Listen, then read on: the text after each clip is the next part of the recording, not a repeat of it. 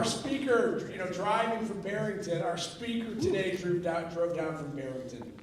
Terry Graunke came. He's an operator, investor, entrepreneur, more than 40 years experience leading and transforming businesses in business service, strategic communications, and marketing. He founded U.S. Communications, served as CEO of a publicly traded Eagle River Interactive, and later became chairman of Lake Capital. Over his career, he's held more leadership roles in over 40 private companies and public companies. He's founded and led 8 startups with expertise in commercial strategy, product development, team building, and M&A. Terry's overseen more than $2 billion of investments, and in 2018, he founded Erie Street Growth Partners, where he serves as chairman. He is the lead director at APCO Worldwide and serves on the board of APCO Trailer Park Group, which is not a trailer park, Via Media, and Pepper Construction. He's also very active on the philanthropic side in children, education, and conservation, including a trustee in Wetlands America Trust. Terry and his wife Sue have been married for 40 years. They live in Barrington. They have 2 children, Jerry and Maddie, and who he has the pleasure of working with. He's got 3 grandchildren, enjoys the Cubs, duck hunting, and spending time golfing in Naples. So with that, please welcome Terry. Thank you. Appreciate it. This is sort of a bad joke, right, that I get to follow that video. Pleasure to be here. I was told that when I was invited to do this that I had to get up early. And since I drove from Barrington, which is a bit of an adventure these days, I felt I'd open by sharing that getting up early for me is kind of no adventure at all. You'll hear my story here in a second, but I grew up primarily in Villa Park, and I lived in this little room. We were pretty poor, and I lived in this little room off the kitchen. And my mother's mother, my grandmother, I called her Grammy, would get up very early every morning. She lived with us most of the time. She would get up by 3:30 or 3:45, and for those of you in the room old enough to remember, she would turn on the percolator, which is what used to make coffee back in the day. She would light up a Lucky Strike filterless cigarette, and then after she had gotten about halfway down her cigarette, she would go to the coffin-like freezer that we had off the garage and open it up, and she'd pull out a coffee cake that she had made out of the freezer, and she'd pop it in the oven. And that coffee cake smell, along with the coffee and the cigarette, would wake me up. And I would sit with her nearly every morning, starting at about 4 or 4:15 in the morning, and she would tell me stories about her growing up. And her husband, my grandfather, who died when I was quite young, it's a whole separate story that I won't have time for today, but happy to share it another time, was the primary bookie for Al Capone. And so, yeah, kind of an interesting character to say the least. We all have our stories around how we got to this gym, and our careers and our families and where they've taken us. As you heard in my introduction from PJ, I've been married for 43 years. We were blessed with 2 kids. Jerry, my son, turns 41 today, and Madeline, my daughter, is 39, and Jerry has 2 kids, and Maddie has 1. That adventure goes way back. My father was a dairy farmer in northern Wisconsin, Turtle Lake, Wisconsin, to be exact. Turtle Lake, Wisconsin is just north of Eau Claire. And when my dad, the oldest of 6 kids, was 16 years old, his father ran off with the neighbor lady. One day, he was just gone. And so my dad tried to raise his brothers and sisters milking, I think it was 38 dairy cows, and he couldn't make ends meet. And so he moved to Chicago, where his uncle, my grandmother, his mother's brother, worked at a small printing company. And over the course of the next 7 or 8 years, one by one, he brought his mother and brothers and sisters down to Chicago, and we lived on the near west side. We live in the near west side in an area that we probably wouldn't feel comfortable driving in today. And certainly, although it's gotten a little bit better, we wouldn't have felt comfortable driving in it over the course of the last 30 or 40 years. He met my mother appropriately at church. They shared an alley together. And so then over the course of time, my father in this little printing company ultimately bought the printing company.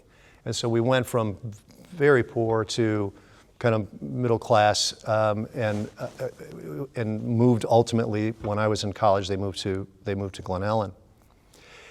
It was very common in those days, particularly when you had a family business, that you would engage with the kids would engage with, in any form or fashion that they could, with the business to help out. And that certainly was the case in my family. My sister and I would get pulled into whatever was happening at the house. Oftentimes, clients of the printing company would come to the house for a cookout on a Thursday night or a Friday night, and we would jump in and I would cook and Cindy would bartend, or vice versa. I was at college, and one day I came back, and when I walked in, there was one of these parties going on. And this is one of those sliding door moments in my career that if things had gone a little differently, I'm quite confident my whole world would look very different than what it looks today. I walk out, and I start making drinks, and a client from what was then Montgomery Ward, the old retailer, walked up to me, and it was at a moment, this was in the early 80s, it was at a moment when microprocessors were able to sub-segment credit card list files so you could start targeting audiences in a way that you couldn't prior. So direct mail was really booming. And this guy's name was Vachel Pennybaker. Can't forget that one. Vachel, or Mr. Pennybaker to me, came up to me and said, we're doing a mailing where we're going to create a Montgomery Ward's auto club, and I need 600,000 envelopes. And I need those envelopes starting Sunday night, and this was a Friday night, to deliver to the letter shop. Do you think you can help me? The vendor let me down that was supposed to do it. I was trained to sell printing from the time I was 12, and so I went into my dad's little library and I called the plant and I said, how much could you bid this job? Can we start doing this? Another job had just fallen out of bed, so we could. And then I had a pal from high school whose father was in the envelope converting business, and so I called Mr. Wagner. Same thing, give him the specs, I got a price. And I walked back out to the party, and this is where it was kind of a life-changing moment for me. Instead, I wasn't trained in this, it just sort of happened. Instead of saying, here's how much the job's gonna cost, I said, how much money do you have for the job? And he said $67,000, and I knew that I could do the job for $23,000.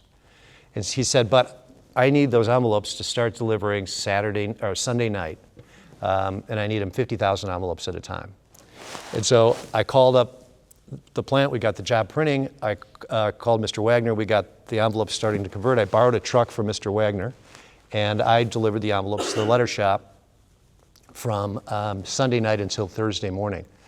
At which point I went down to Montgomery Ward's, and Mr. Pennybaker's assistant gave me a check for $67,000, and I was the richest 20-year-old that I had ever met in my life.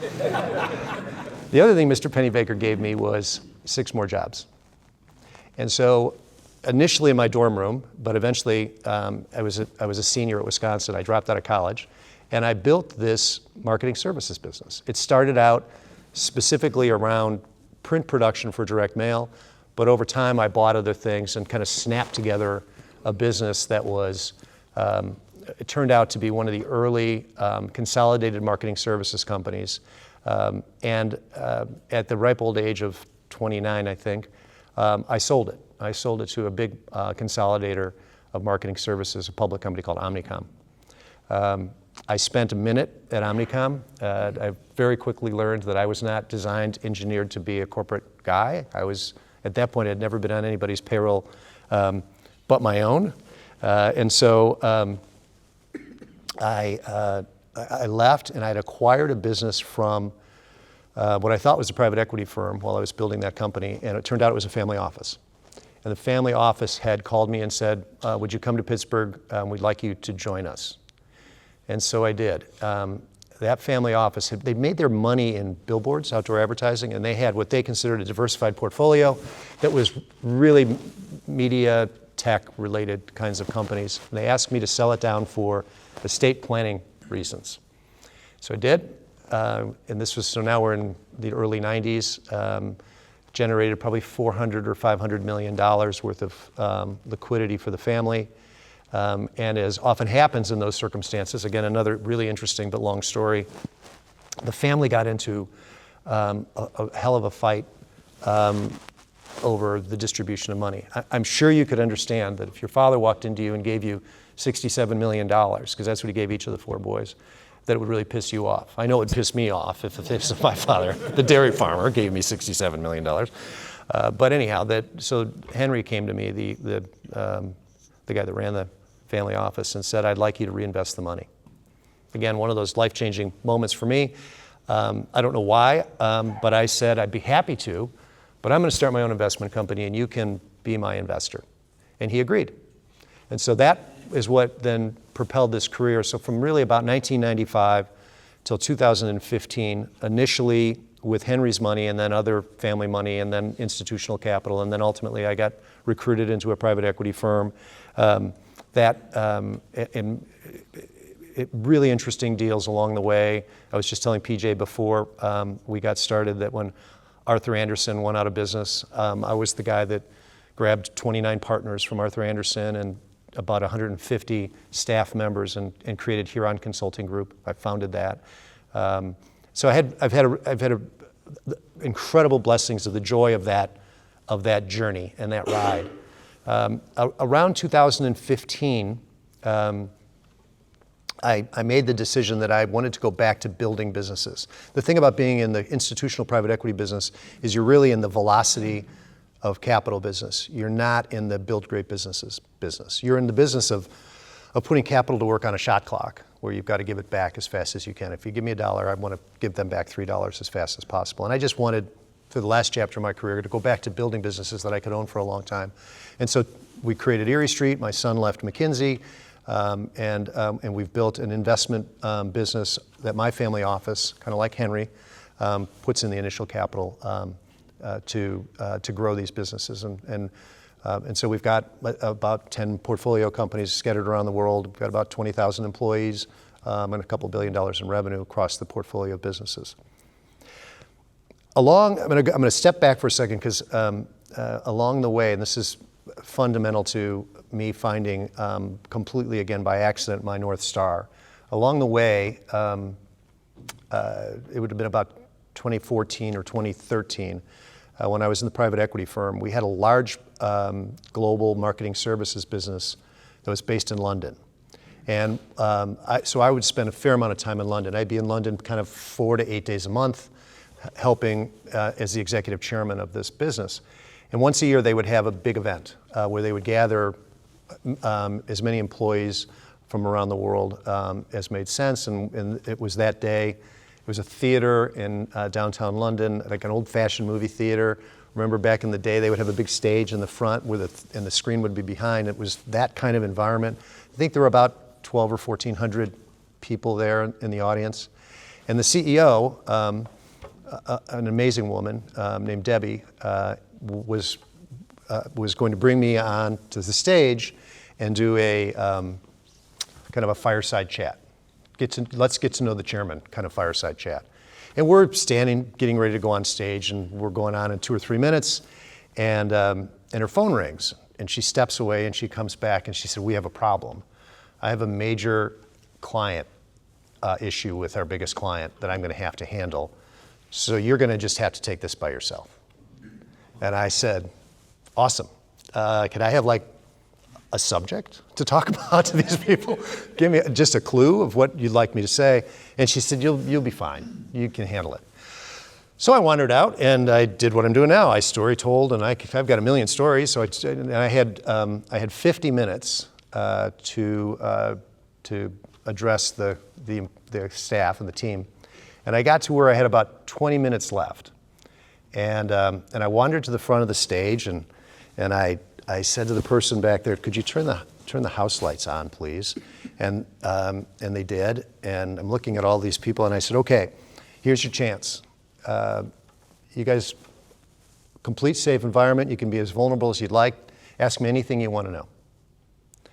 And I stood there for a really long, uncomfortable period of time, which was probably 15 seconds, but it felt like 15 minutes, and nobody budged. I'm not sure, I think most of them stopped breathing at that point. And I smiled, and I went back to the front of the stage, and I looked down and I said, listen, it's gonna be a lot more uncomfortable for you than it is for me if nobody asks me a question, because I'm just gonna stand here. And I'm perfectly cool doing this for the next 18 minutes. And with that, there was a woman, a young woman, probably 30 years old, over there, and she raises her hand and stands up and she said, Terry, you're here once a month for 4 or 5 days, and you get to the office before we do, and you go home after we do, and often you come back after a client dinner. Why? We need to know where does the energy come from and what makes you go? You don't have to do much of a Google search to know that you don't need to do this if you don't want to. And from that, and divine intervention, I'm certain, I kind of spewed what turned out to be, from that moment on, really my guiding light. And so I just said, her name was Sarah. I said, Sarah, at this stage in my life, I want to be surrounded by kindness, by people that are kind, by people that are thoughtful. I want to deliver kindness, and I want to deliver kindness in a way that matters. And I went on about kindness for a few minutes, and I ended it by saying, but we just all need to align with the fact that there's a difference between kindness and niceness. Sometimes kindness means having to have honest and difficult conversations. And that's really important to me. It's important that we open the trash bin and put passive aggressiveness behind us. So I took a breath and I said, and then the second thing is, my job really is HR. My job is to fill my companies with incredibly bright and capable people that first and foremost are curious. If I have smart people that are curious, I have rocket fuel to build great businesses that are really going to be interesting and they're going to be able to see around corners. So I want to be around people that are kind, I want to deliver kindness, and I want to surround myself with really curious people. And I said, but none of it matters if we don't have the courage to take action. And so I want to make sure that we've got people that are courageous enough to take that next step, to move from the here we are now to the where we should be and where we should go. So that moment in time, the sliding doors for me was this North Star of mine became kindness, curiosity, and courage. And it stuck with me. It actually has stuck with me ever since. As we've built businesses, this is not stuff that we post in the cafeteria and in the offices that we have. We actually live it, we breathe it, we preach it. We recruit off of it, and when we feel like we're not in check, when we're not living those, everyone's got permission to tell me, and I certainly take the permission to tell others as well.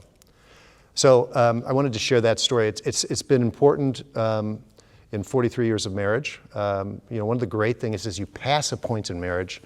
I'm not sure where and when it happens, but you do pass a point in marriage where it goes into this amazing partnership. And that certainly has happened with Sue and I. There are moments still where I'm an idiot and I do something and I get hollered at. Don't get me wrong, but we've found ourselves kind of in that spot. I'll wrap up with this. During COVID,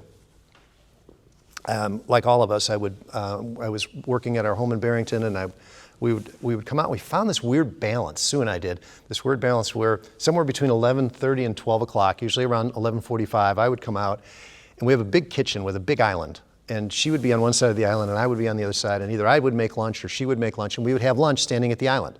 It just sort of happened. And one day we were having lunch at the island, and I said, I need to come out of this, whether this is 3 months more, 3 years more. I need to come out of this having learned something, having done something that I can then take on beyond this moment. And Sue said, well, like what? And I said, I don't know, I want to learn how to speak French, or I want to learn how to paint, or I want to learn, and like she has a tendency to do. She smiled, but I got that smile like, you're an idiot. And she walks around to my side of the island and she opens up my iPad and she types in yoga with Adrian. She said, now go downstairs to the gym and just start yoga with Adrian. And so I did. And 2 months later, so that would have been about May 1st, about the time we could go hit a golf ball again. COVID's still raging, but you were allowed outside at that point.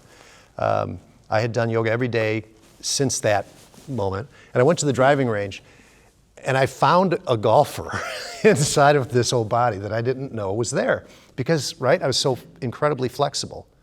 But I kept doing this, and what I found was there's a spirit of peaceful meditation that goes with the fact that I'm flexible enough now to hit the ball farther, which is this wonderful kind of double whammy that has really transformed how peaceful I am with things.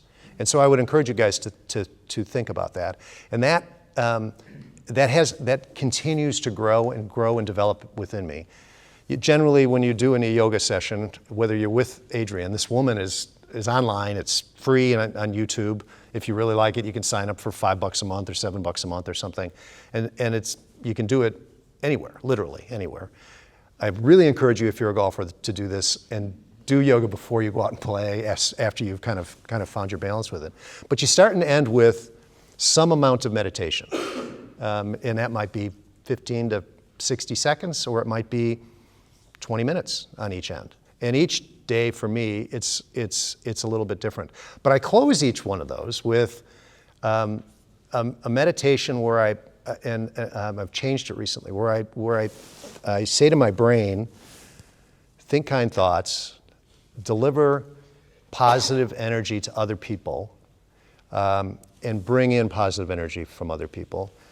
And then I go to my mouth and I say what my grandmother used to say, Grammy, the smoker and the coffee lady. God gave us 2 holes for listening and 1 hole for speaking. Let's today make those proportions correct in terms of how we use those, and deliver words that give people energy and kindness.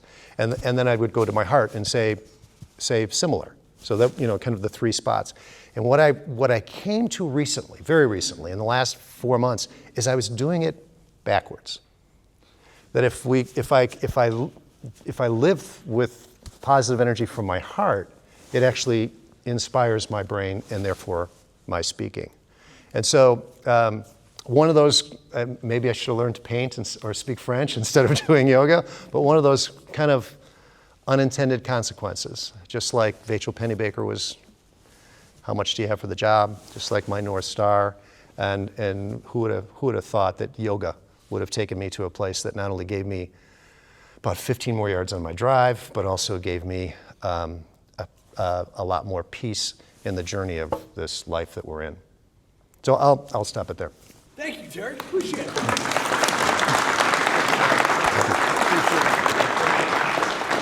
We have questions on the table.